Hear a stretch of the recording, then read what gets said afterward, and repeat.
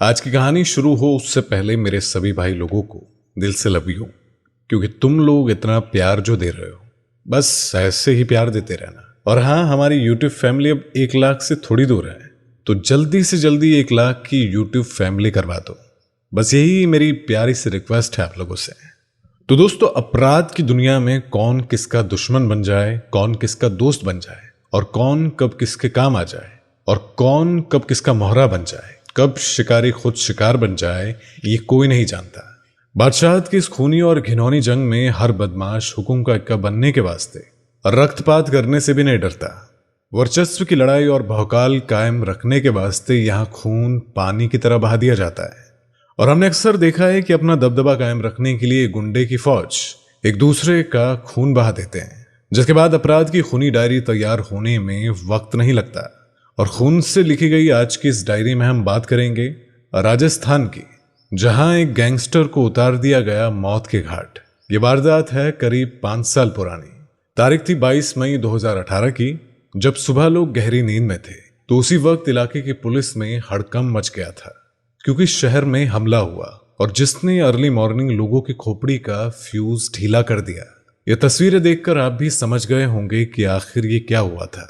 और ये खूनी जंग की कहानी है उत्तर भारत की सनसनीखेज गैंगस्टर लॉरेंस बिश्नोई और राजस्थान के गैंगस्टर जॉर्डन की। तो भाई लोग, ये वारदात किसी फिल्मी कहानी से कम नहीं है, और पूरी वीडियो देखने के बाद तुम लोगों के रोंगटे खड़े हो जाएंगे। आज से करीब 5 साल पहले राजस्थान के श्रीगंगानगर में विनोद चौधरी उर्फ जॉर्डन नाम के एक यंग गैंगस्टर का बोलबाला हुआ करता था, और पुरानी आबादी की मोहर सिंह चौक में उसका अड्डा था। श्रीगंगानगर में अलग अलग थानों में जॉर्डन के खिलाफ कई मामले दर्ज थे, और वहां के छात्र राजनीति में उसका बोलबाला था। दरअसल हुआ यूं कि चुनाव के दौरान लॉरेंस से जुड़े छात्र और जॉर्डन के छोकरे, इन लोगों के बीच लफड़ा हो गया। जॉर्डन गैंग ने लॉरेंस बिश्नोई के लोगों को बिना साबुन पानी के धो डाला, और यहां से लॉरेंस बिश्नोई और जॉर्डन के बीच दुश्मनी शुरू हो गई। इधर समय के साथ जॉर्डन अपराध की दुनिया से किनारा कर रहा था और वो खुद को बदल रहा था, लेकिन लॉरेंस बिश्नोई गैंग उसके पीछे लगी थी। कई तरह की हत्या के कुछ दिन पहले ही उसे लॉरेंस गैंग द्वारा जान से मारने की धमकी मिली थी, और फिर वही हुआ जो विधाता ने लिख रखा था। 22 मई 2018 की सुबह थी। श्रीगंगानगर के लोग अर्ली मॉर्निंग की गहरी नींद में पड़े थे। करीब 5 बजे का समय था, और थाना जवाहर नगर के इलाके के मीरा चौक के पास जिम में जॉर्डन अपनी i20 कार लेकर वर्कआउट करने पहुंचा था। सुबह करीब 5:30 बजे का समय हो चुका था, और जिम में अकेला जॉर्डन वर्कआउट कर रहा था, और बाहर जिम का ट्रेनर साजिद सुबह सोफे पर सो रहा था। उसी टाइम पर एक स्कॉर्पियो वहां पर आकर रुकी, और उसमें से 5-6 हमलावर हथियारों से लैस थे। और स्कॉर्पियो को चलाने वाला और कोई नहीं बल्कि लॉरेंस बिश्नोई गैंग का सबसे खतरनाक शूटर संपत नेहरा ही था, और साथ में अंकित भादो भी था। संपत नेहरा बाहर निगरानी करने के वास्ते रुका था, और वहीं 3 शूटर हाथ में हथियार लेकर जिम में घुस गए। जिम के ट्रेनर साजिद से बंदूक की नोक पर दरवाजा खुलवाया गया, और तीनों शूटर अंदर घुस गए।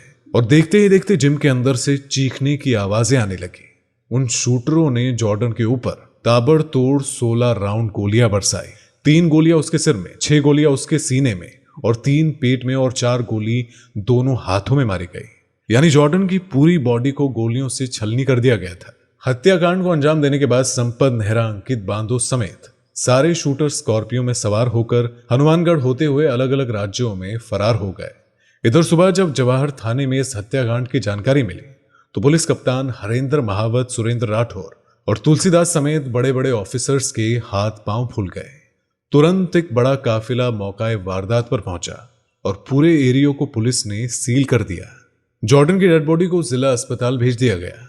दुज्जी और जॉर्डन के समर्थन में लोग सड़कों पर उतर आए, और शहर बंद का फरमान जारी हुआ। पुलिस पर दबाव बढ़ा, और इस हत्याकांड के बाद 25 मई 2018 को लॉरेंस गैंग के शार्प शूटर अंकित भादु ने एक फेसबुक पोस्ट के जरिए इस हत्याकांड की जिम्मेदारी ली। और इसके बाद ये साफ हो गया कि ये एक गंभीर थी, और बिश्नोई गैंग ने इस वारदात को अंजाम दिया था। लिहाजा उस वक्त अंकित भादु पर पुलिस ने भारी भरकम इनाम भी ठोक दिया।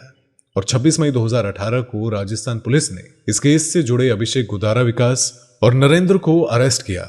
बाद में हिमांशु उर्फ काका, पिस्तौली विक्रमजीत सिंह, बाबू लाहौरिया, तुलाराम, सोनू और शुभम पुलिस के हत्थे चढ़े। इसके बाद संपत नेहरा भी पुलिस के हत्थे चढ़ा। उसे मौकाए वारदात पर लाया गया। तब जाकर उसने पूरी कहानी पुलिस को सुनाई, लेकिन उसने एक नाबालिग का जिक्र कर दिया जिसके बारे में पुलिस को भी मालूम नहीं था। और फिर जून 2018 में 15 साल का वो नाबालिग छोकरा पुलिस के हत्थे चढ़ा। और जब पुलिस को पता चला कि इस हत्याकांड का मेन सूत्रधार वही 15 साल का छोकरा था, तो उसे नाबालिग करार दे दिया गया। और दरअसल ये वही नाबालिग था जिसका घर जॉर्डन के घर से ज्यादा किलोमीटर की दूरी पर था।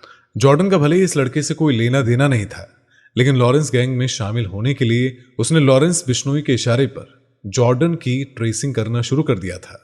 वो जॉर्डन की सारी एक्टिविटीज की इंफॉर्मेशन लॉरेंस बिश्नोई को देता था, और इसी छोकरे ने जॉर्डन के जिम जाने की जानकारी लॉरेंस को दी थी, और इसी वजह से जॉर्डन मारा गया। तो भाई लोग, इस केस में टोटल बोले तो 18 लोगों को अरेस्ट किया गया, और जिसमें से सारे गैंगस्टर आज सलाखों के पीछे हैं, और अंकित भादु एक एनकाउंटर में मारा जा चुका है।